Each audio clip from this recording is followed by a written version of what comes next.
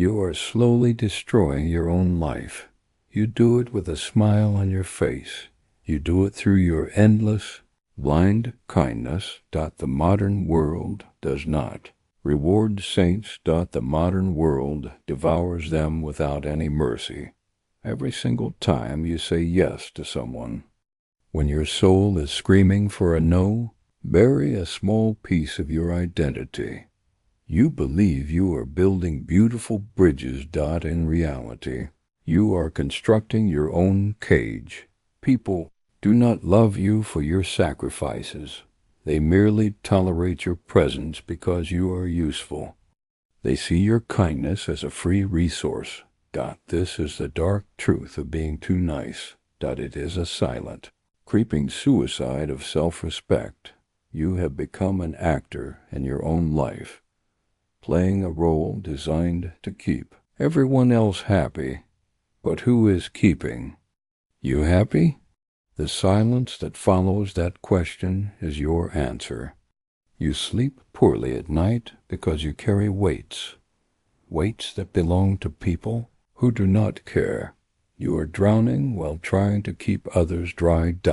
It is time to look into the dark mirror and realize that you are your own worst enemy.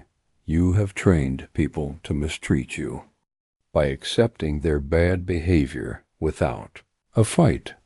You taught them that your boundaries are entirely negotiable.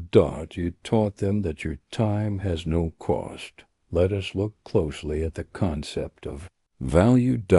Think deeply about the nature of pure gold. It holds immense power because it is exceptionally rare.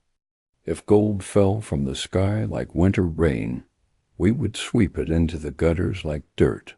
Your emotional currency works in the exact same way.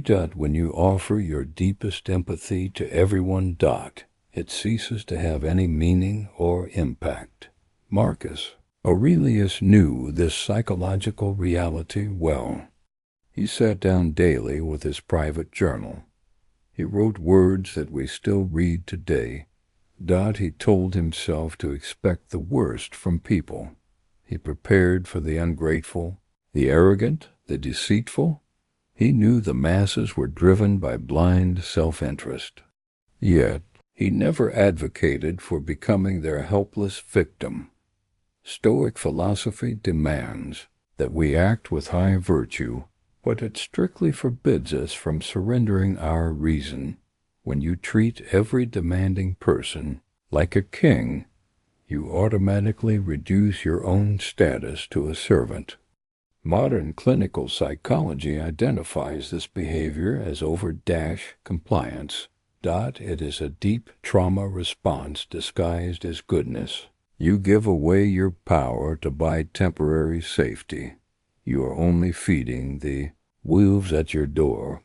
They will eat until your hands are completely empty, and then they will blame you for starving them.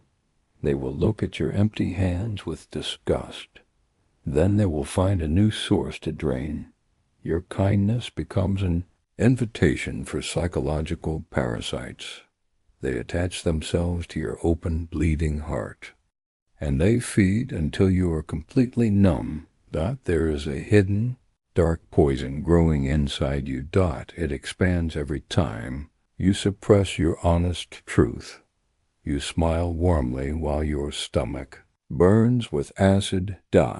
You agree outwardly while your mind screams in protest. This is not true peace or harmony. This is a quiet declaration of war against yourself. The great philosopher Seneca studied human behavior deeply. He warned that suppressed anger is the most lethal when you crush your own boundaries to please others. That trapped energy transforms into a bitter, toxic resentment. It becomes a dark sludge polluting your entire mind. You slowly begin to despise the people you help. Worse, you begin to hate yourself for helping them. The chronically nice person is rarely truly good. They are often driven by a desperate need for control. They keep a hidden, unwritten ledger of every favor. They secretly expect people to pay them back in love. But human nature does not operate on that system. People do not feel indebted to a human doormat. They simply wipe their muddy boots and walk away. They forget your sacrifice the moment it ends. They will remember the one time you said no, and they will label you as the villain instantly.